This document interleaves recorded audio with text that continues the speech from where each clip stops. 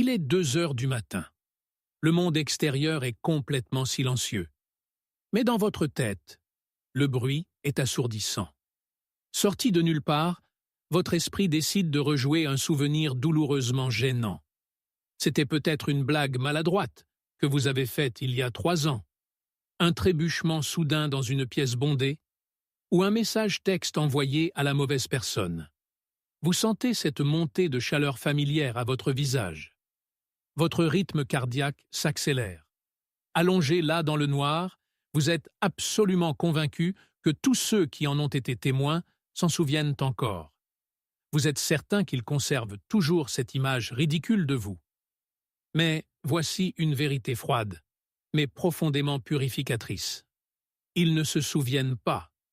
Ils ne s'en sont même jamais vraiment souciés. Ce grand théâtre dans votre esprit, celui où tout le monde observe chacun de vos mouvements, les sièges sont complètement vides. Nous franchissons la porte d'entrée chaque matin comme si nous montions sur une scène illuminée.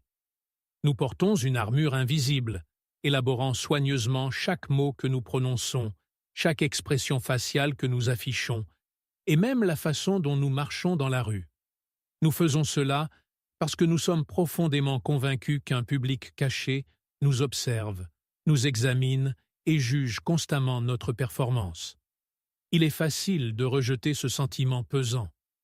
Nous le qualifions souvent de simple timidité, d'un manque de confiance en soi, ou peut-être d'une légère forme d'anxiété sociale. Mais cela va bien plus loin. Ce n'est pas un défaut personnel ou un trouble psychologique que vous devez guérir.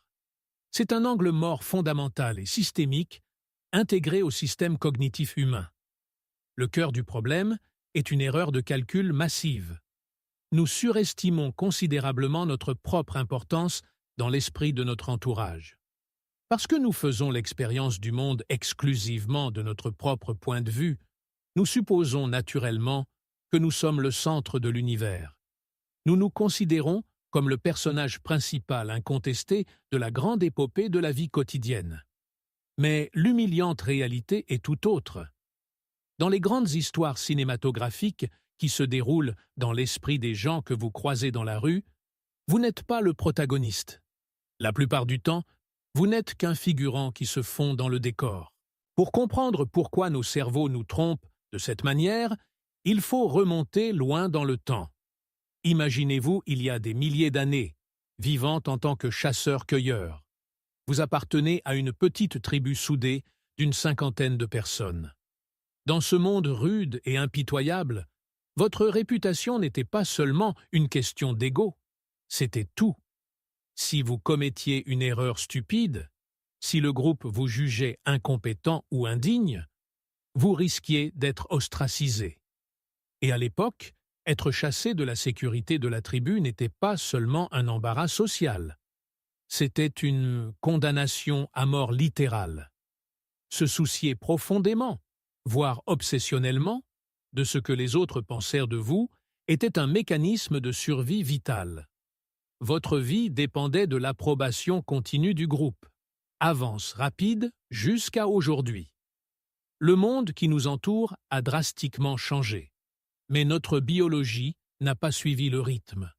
Nous naviguons dans des villes modernes et des sociétés complexes, mais nous fonctionnons toujours avec cet ancien système d'exploitation. Nos cerveaux scannent constamment l'environnement avec un radar très sensible, à la recherche du moindre indice de jugement ou de désapprobation. Nous sommes biologiquement câblés pour traiter un léger faux pas social dans un café comme s'il s'agissait d'une crise de vie ou de mort. Et puis, la technologie moderne est entrée en scène.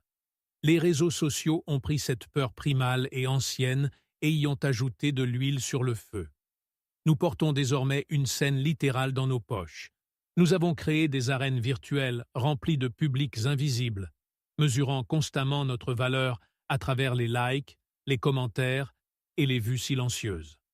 La technologie a manipulé un instinct naturel destiné à nous protéger dans une petite tribu, le transformant en un cycle épuisant et sans fin de rumination. Alors, comment se libérer de cette illusion épuisante?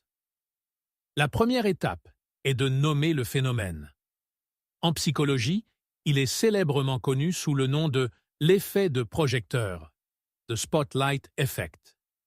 Il y a des années, des chercheurs ont mené une expérience révélatrice. Ils ont demandé à des individus d'entrer dans une pièce bondée, vêtue d'un t-shirt très embarrassant et aux couleurs vives. Ensuite, ces individus ont été invités à deviner combien de personnes dans la pièce avaient remarqué leur tenue humiliante. Les participants ont ressenti la chaleur aveuglante du projecteur. Ils étaient convaincus que presque tout le monde les regardait, les jugeait et s'en souvenait. La réalité? À peine quelqu'un l'a remarqué. Nous surestimons constamment et dramatiquement l'attention que les autres portent à notre apparence et à nos actions. Nous traversons la vie profondément convaincus qu'un projecteur massif suit chacun de nos mouvements. Mais cette lumière est entièrement fabriquée dans notre propre esprit. Pour vraiment comprendre pourquoi les gens ne se soucient pas de vos faux pas sociaux, nous devons examiner comment l'esprit humain alloue ses ressources. Il est crucial de réaliser qu'il ne s'agit pas de personnes intrinsèquement égoïstes ou froides.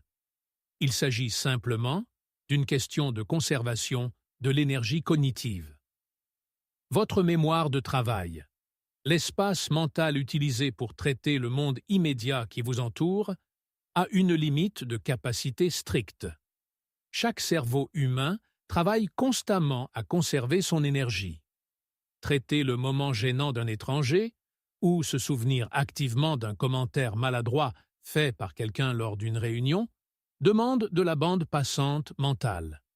Et franchement, personne n'a la batterie de rechange nécessaire pour se consacrer à vos petits défauts. Leur cerveau fonctionne déjà à pleine capacité, occupés à gérer leur propre chaos interne. Ils paniquent discrètement à propos de leurs échéances imminentes, de leurs difficultés financières, de leurs relations compliquées, ou peut-être sont-ils entièrement absorbés par leurs propres souvenirs embarrassants d'il y a 3 ans. Cette prise de conscience nous amène à un concept profondément beau appelé « sonder ». Le sonder est le réveil soudain et frappant au fait que chaque passant aléatoire dans la rue vit une vie aussi vive, aussi complexe et aussi difficile que la vôtre. Cet inconnu qui regarde son téléphone a ses propres peurs profondes, ses propres chagrins silencieux et ses propres ambitions brûlantes. Ils sont le centre absolu de leur propre univers. Ils sont le personnage principal incontesté de leur propre histoire épique. Et parce qu'ils sont si profondément immergés dans leur propre intrigue complexe, vous n'occupez tout simplement aucune place significative dans leur mémoire de travail. Vous n'êtes qu'un figurant éphémère traversant le fond de leur scène. Comprendre cela brise complètement notre lentille égocentrique. Mais vous pourriez demander, qu'en est-il des moments où quelqu'un vous critique ou vous juge réellement? Même alors, la vérité est profondément libératrice. Lorsqu'une personne vous juge, elle évalue rarement le vrai vous. Au lieu de cela, elle vous utilise comme un miroir. Elle projette ses propres insécurités non guéries, ses propres règles rigides et ses propres batailles silencieuses sur votre comportement. Leurs critiques sont presque toujours une confession silencieuse de leur propre état interne, plutôt qu'une évaluation objective de votre valeur. La vérité ultime et libératrice est la suivante. Ils ne sont pas obsédés par vous, car ils sont bien trop occupés à s'obséder par eux-mêmes. Nous possédons un désir profond et inhérent d'être reconnus. Nous voulons désespérément être vus, être mémorisés et être valorisés. Poussés par ce désir puissant, nous nous adaptons constamment pour répondre à ce que nous croyons être les attentes de la société. Nous sculptons nos personnalités, cachons nos bizarreries et éditons soigneusement nos vies quotidiennes pour plaire à une foule imaginaire. Mais voici le paradoxe tragique de ce comportement. Nous nous épuisons à essayer de satisfaire des fantômes. Nous gaspillons notre précieuse énergie mentale à performer sans faille pour un public qui n'est tout simplement pas là. Au moment où vous réalisez vraiment que vous êtes pratiquement invisible dans l'esprit des autres, le sentiment initial peut être assez déconcertant. Cela peut même faire mal.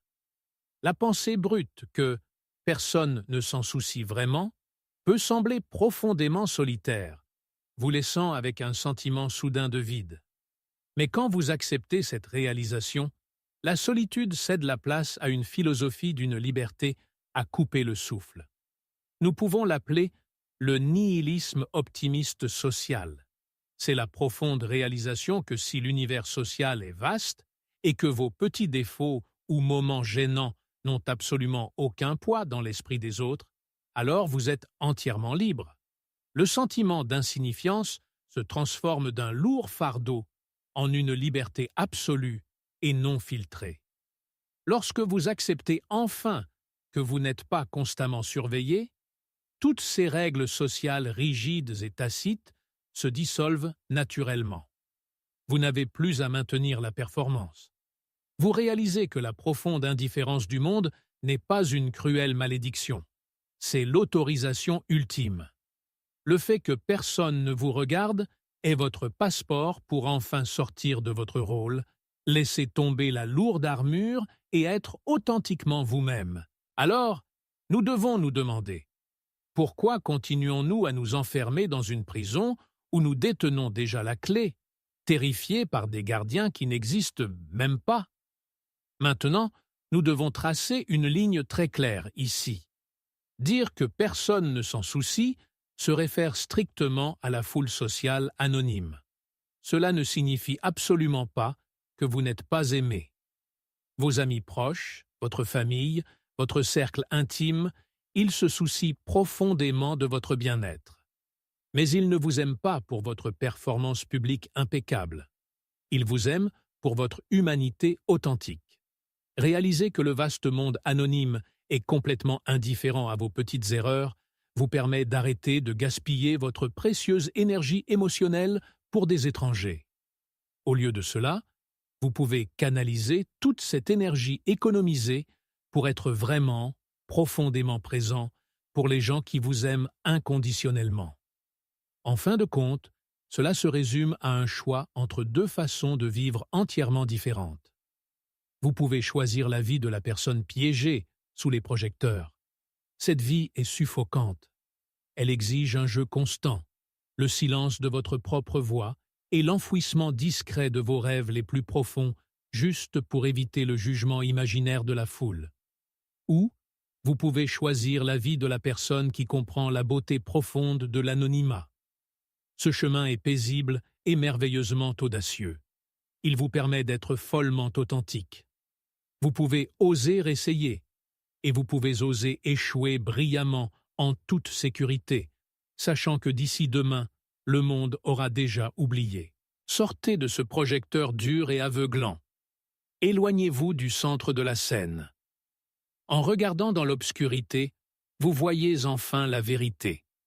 Le grand théâtre est complètement vide. Le silence que vous ressentez en ce moment n'est pas la solitude.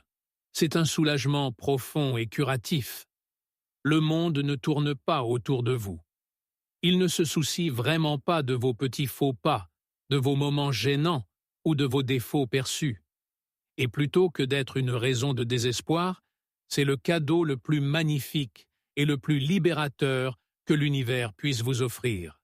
Vous êtes libre. Alors, en terminant, prenez une profonde inspiration et demandez-vous, si en ce moment, vous saviez avec une certitude absolue que personne ne vous jugeait, quelle serait la toute première chose que vous feriez?